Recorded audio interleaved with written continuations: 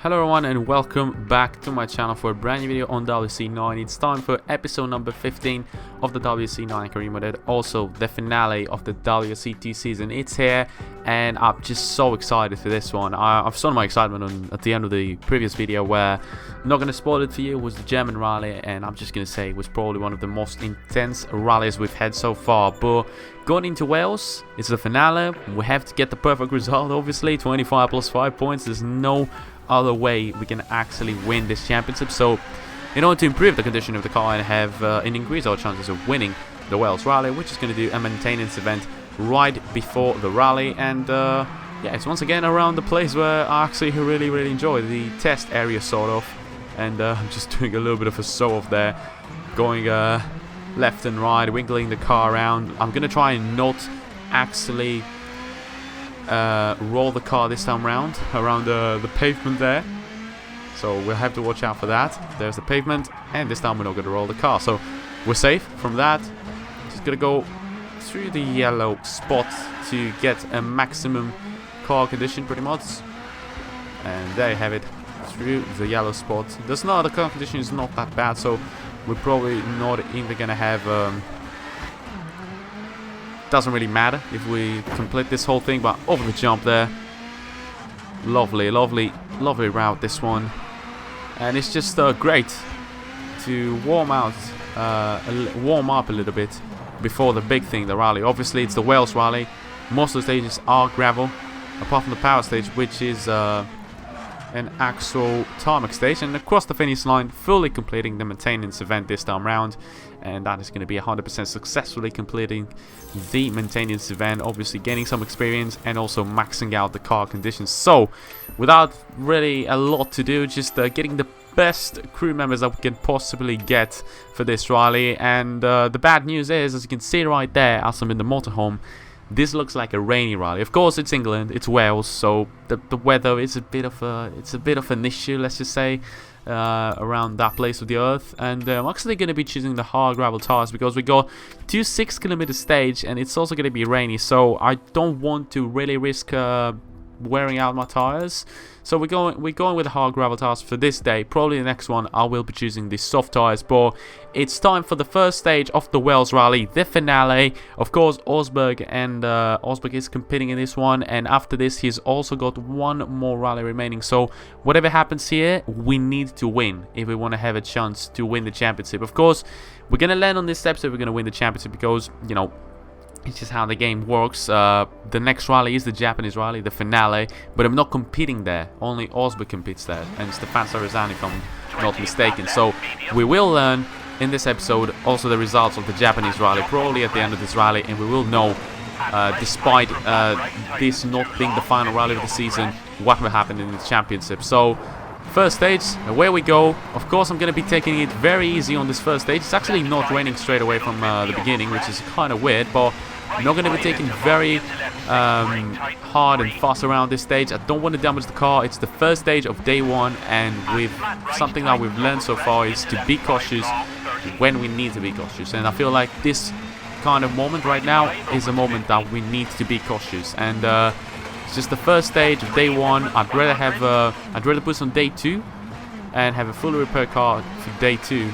Yeah, it's just what I'm going to be doing. Stage 2 is going to be the one. As you can see, 1.4 seconds off the pace. I wouldn't really care if I'm actually going to miss out on the stage for even 5 seconds. I wouldn't really care.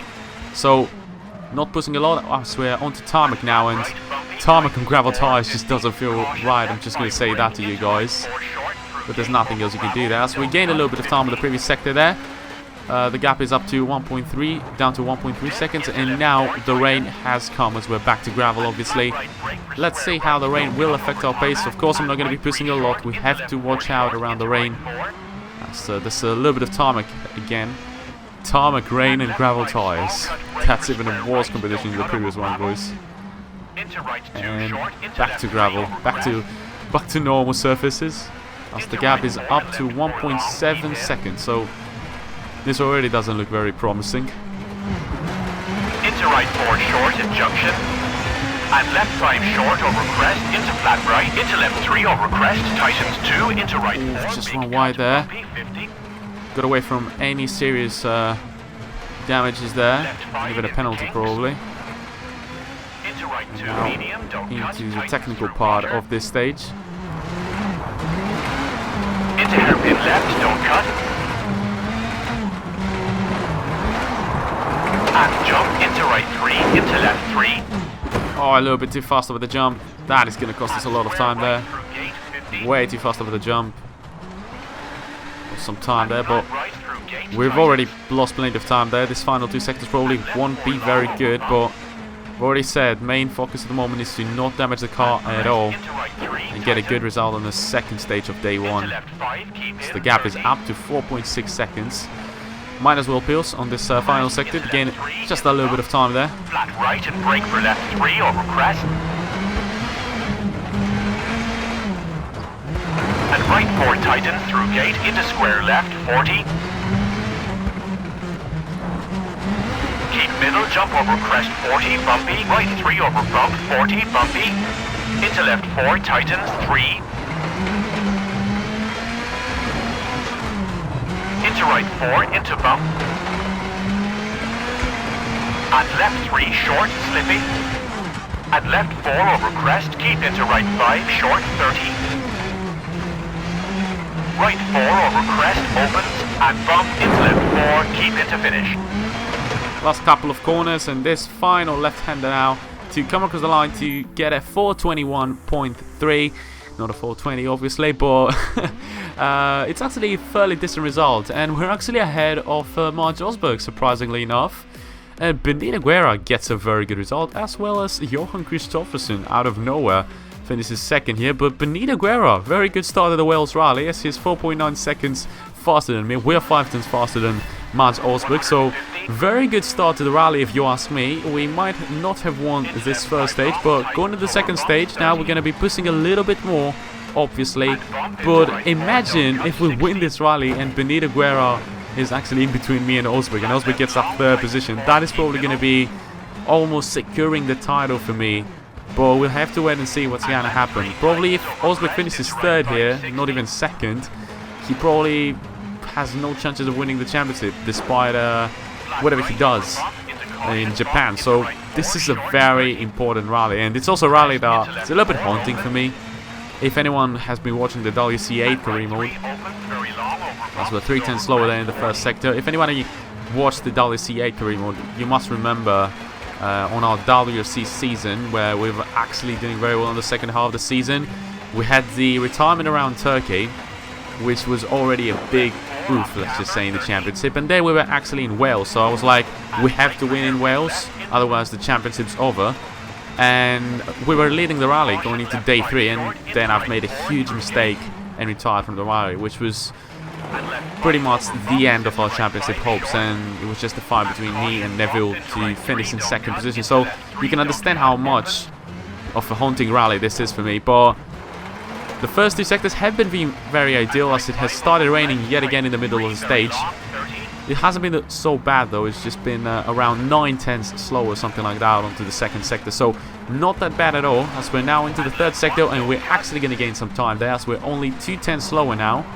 So there is time to gain, there is the pace, but it's just a very close fight between me and Guerra and Osberg. And I feel like Kristoffersen is going to drop off. It was just a surprising first stage for the Swedish man, but I feel like the big battle is going to be between me, Guerra and Osberg, because Guerra and me and Osberg obviously have had the pace so far in the season, same as Stefan Sarizan, but he's just not competing with us on this one. He's probably going to be competing in Japan with Osberg, so he's going to be the one that could really help us win the championship around Japan, as we run slightly wide there. Jump 30.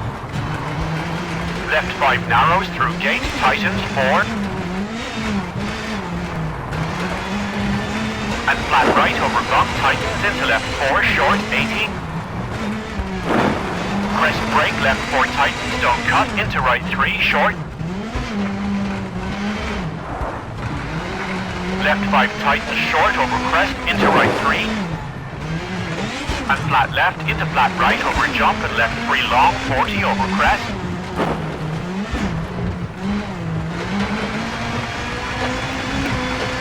Flat right, into left 4, short, don't cut, and right 3 short over crest, 50. Dip and crest into right 5. Into left 3, opens, very long, 150.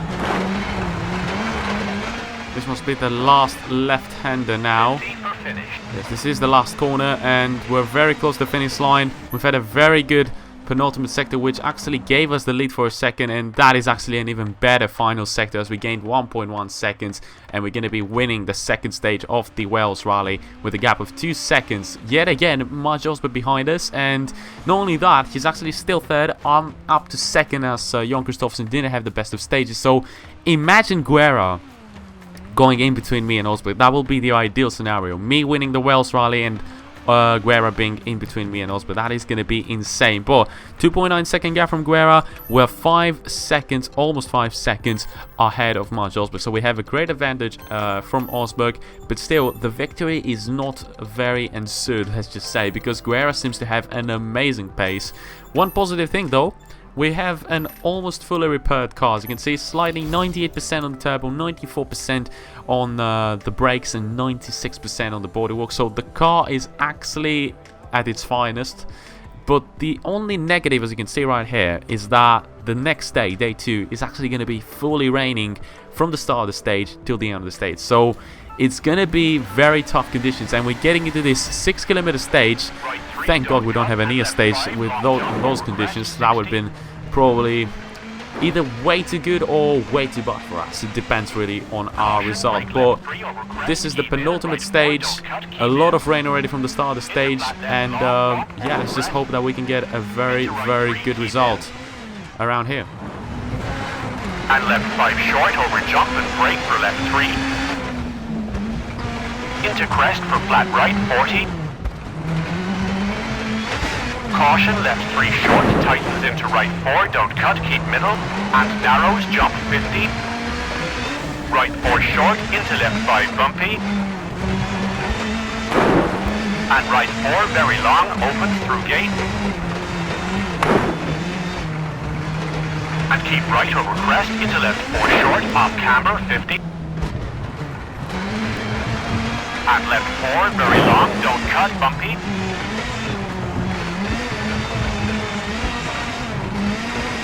And right 3, medium, tightens over bump, 20.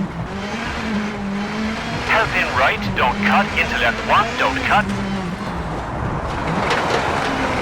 A lot of you might be wondering why I'm so cautious at this point. Like, I'm just very scared. I'm very scared of making a stage-ending mistake. I'm very scared to push way too much, and I feel like we don't need to push that much. The gap is fairly positive. And even if we lose this stage, it's still not game over. That's what I want to make you understand. Like, it's the finale. Okay, that's a bit of a bad sector there, 2.8 seconds lost, but it's still not game over. Like, we've got plenty of opportunities. I know we've only got one more stage to go, but as long as the gap is around 5 to 2 seconds, everything can just turn around in one stage. So trust me, I'm just trying not to damage too much the car, and trying not to get way too much tire wear as well going to the final stage. So this is a strategically I'm driving strategically into this stage. Caution, right 5, keep in over jump 30. And left 4, keep in 30. Left 3, definitely don't cut, very long, opens bumpy. Into caution, brake for hairpin right 50.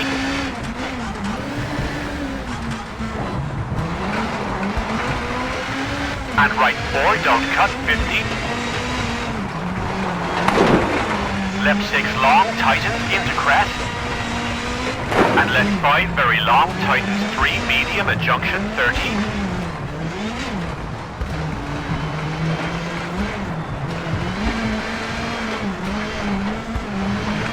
Right 4 over crest 40. Caution, left 4 short over bump and jump 30. That was a good sector there. We gained some time, down to 3.4 seconds. We've been losing around a second per sector, but I feel like this final 2 sectors will be quite distant. Let's see this last one, if we're going to get any time. It's a fairly fast one, with only 600 meters to go. left 4 off Let's camber see, into bump. left corner there. Gonna try and be as fast as I can through this final sector. There's nothing really to lose now. Highly doubt we can make a mistake around here.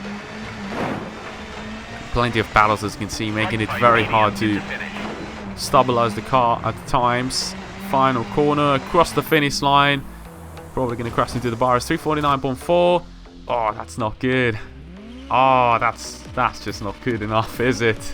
4 seconds off the pace, and that's well Osberg actually up to pace now. His first stage win so far. 1 for me, 1 for Guerra, and 1 for Osberg. So it's equal between the top 3 in terms of stage wins, but the gap is not that positive. 6.1 seconds behind Benito Guerra and only 3/10 ahead of Mant Osberg. This is the closest Osberg has been so far to me. Going into the final stage, remember, it's the full tarmac stage, the power stage, so 5 points also to fight for here. But yeah, we actually have to win the power stage with the gap from 6.1 seconds at least from Guerra, and we have to beat Osberg as well in the power stage in order to win the rally. So in order to win the rally, pretty much, we have to win the power stage, which really puts a lot of stress into us, because at the moment it's literally raining like hell. We're on tarmac on gravel tires. So how could this actually feel well? I have no idea. I'm just hoping that we can just get this dub, get this victory here. And I have belief in the pace that we have. This already feels very weird, very slippery at the moment. I'm telling you, gravel tires already feel terrible around tarmac, but with this rain at the same time, it's just going to feel like horrendous. But we're away for the final stage of our WRC 2 championship. This is the final stage we're ever going to have in this Skoda. Let's just give it our best shot. Let's see the first sector. 2.7 seconds off the pace. And that's not a good start at all. And it's also a very short stage. I have no idea how we're going to gain 6.1 seconds at the moment from Guerra.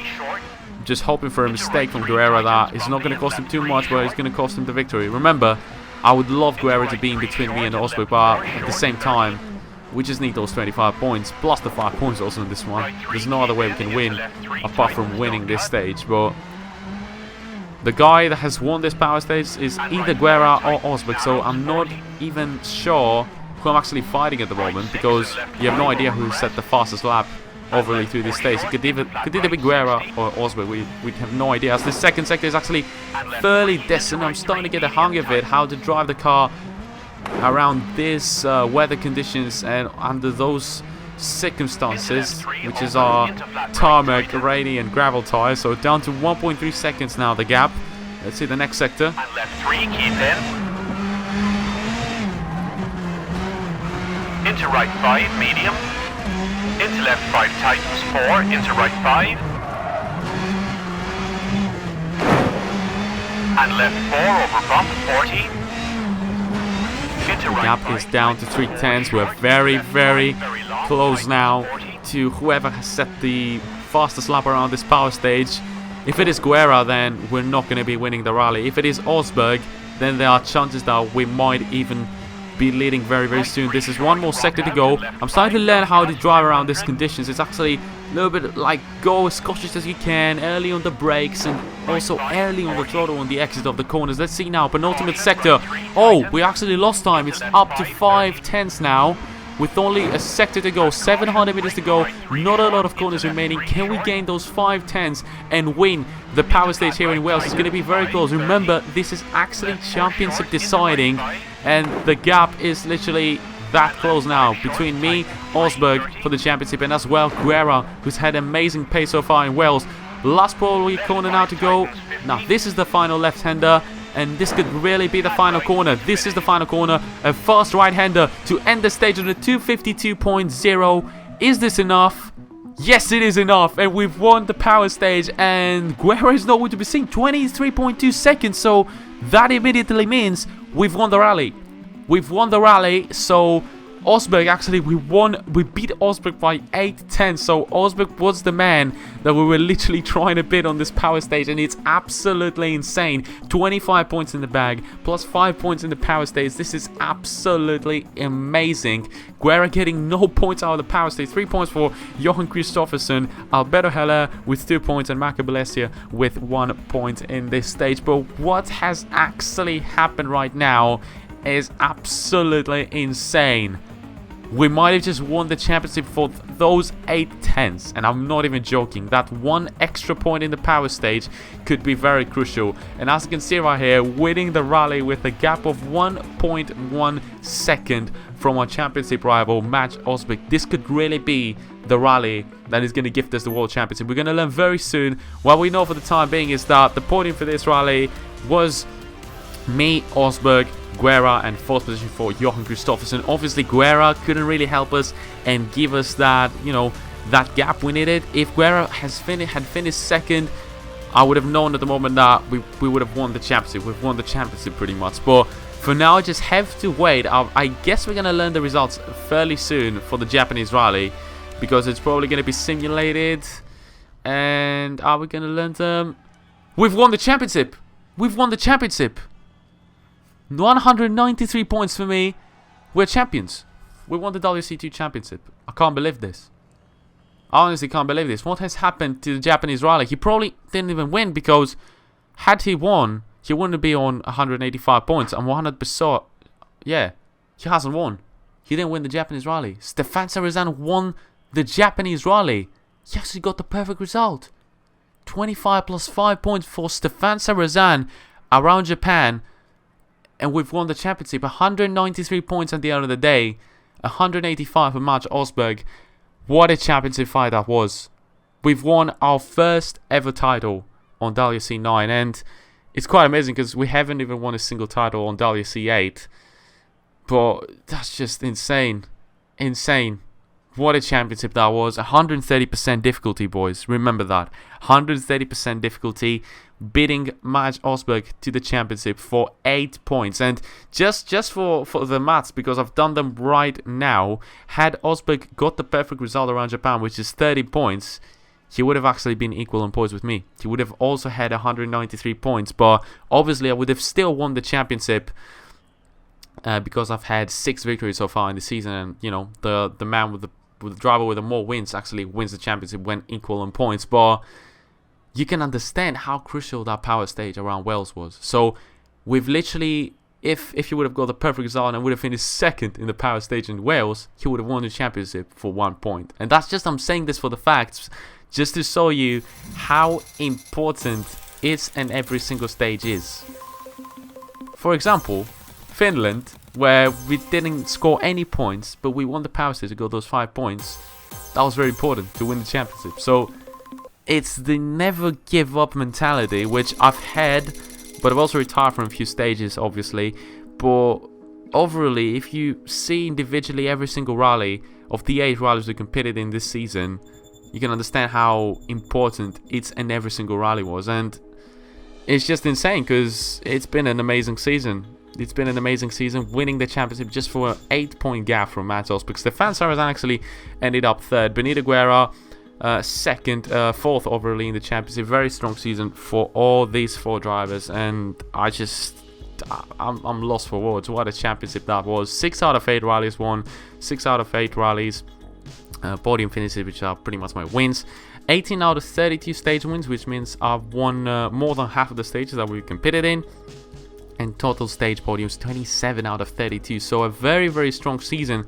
The WRC3 season was actually also very strong, but we just couldn't win the championship because we didn't have like the perfect power stage around Finland. For example, in Finland, we didn't get any points, but we got the 5 points. In Turkey, it was very important that there were only 8 people competing, which made me get those 4 points despite finishing last. And also, we got the 5 points out of the power stage. So every single rally was so important. And I'm just lost for words. Obviously, I'm fast forward now through this sort of things, and I just want to show you that we're just probably going to do a manufacturer challenge to end this episode with. There's no really a reason to wait for the next season contracts, which is we can just get a contract from Ford straight away from the manufacturer challenge. Now that the season has finished, I'm driving the Ford Fiesta, not the M Sport, unfortunately. We're driving with the other team that is using the Ford Fiesta, the team Bertelli's team pretty much. So driving the Ford Fiesta, this is the manufacturer challenge. We have to get a fairly decent result, I guess, around here to get a contract. Hopefully we can do this, driving the Ford Fiesta. It's just a dream now to go into the WRC category driving the Ford Fiesta. Hopefully we're going to make it. Every single team was actually interested in me. Also Citroen, they actually wanted me for WRC2. But obviously I'm not going to be accepting that. We're going to the WRC category. I feel ready. Hyundai and Toyota wanted me in the team spot. You know, I just have a love for Ford. I've driven last year for Hyundai, which was a very good experience. Almost won the championship. Had a few bad results, but now we already have a title in this career mode. We already have the WRC2 championship on our hands. It was a very, very good season. I just don't have any words to describe this, but obviously I'm so excited to get into WRC. Hopefully we can make it around here and get a contract from Ford. We're obviously going to be driving for the other team, not the M Sport. Probably next season we're going to be driving for M Sport, but yeah, this the last couple of corners, very well known stage. I feel like this one is in Portugal, the super special stage from Portugal. 1v1 up against Tanak. I feel like that Toyota is. And across the finish line to set a 232.8. Let's see, have we won this stage? Yes, we did. Oh god, that was very close. 2 tenths there from Tanak. And Tanak and me are probably gonna build gonna continue on our rivalry that we had on WRC. He's probably gonna be the main guy to beat us. Team Sunan as well in the Ford, having a very good result. But we got the contract from Funk Matty. I don't even know how to pronounce this. If anyone knows how to pronounce this, tell me down in the comments below. But as you can see, objectives finished third or better in the overall standings of Fitz Rally to earn extra rewards. Specialization in crew, which is very important. Crew performance and reliability are the most important 3 parts of the R&D tree. And also a full calendar season. So we're going to be having a full 13 episode season around WRC, and obviously this will not be the end this time around. You can understand that. I'm already moving into the WRC and I've already made 15 videos on this game, so expect 30 more videos to come by the end of the year, probably even earlier. We're obviously going to be posting even more, especially now that we're driving the beautiful Ford Fiesta. Even though it's not the M Sport, we're probably going to be driving for M Sport second season. Hopefully we can get a contract from M Sport on the second season. But I'm so excited to get into the WRC category. So excited. And I'm so happy to have won finally a title on the WRC career mode. But that was just an amazing episode. If you enjoyed it, smash the like button, subscribe to my channel if you want to get... and ring the bell if you want to get notifications for any new WRC 9 videos, because there's a lot of videos coming. But I'm just going to say, this was, I'm going to be taking a slight break from WRC 9 because I've been posting a lot of it and it gets a little bit tiring. I just forgot a few series that I didn't want to forget in the channel. So Sebastian Lebrali Eva career mode will be posted. F1 2020 career mode will be posted. I'm going to be also posting the episode 3 of the Derali Flat Out DLC. I'm going to be posting a brand new Factor 2 video very soon. This is actually going to be the next video of the channel. And if you want to check this out, make sure you stay tuned to the channel for a brand new Factor 2 video around Bathurst, driving the Bentley of 2020, a brand new DLC. But yeah, until next video guys, I'll catch you later. Goodbye. Ladies and gentlemen, this is the big moment we've all been waiting for. Ladies and gentlemen, place your turntable in front of your guests. Set the volume control in your stereo system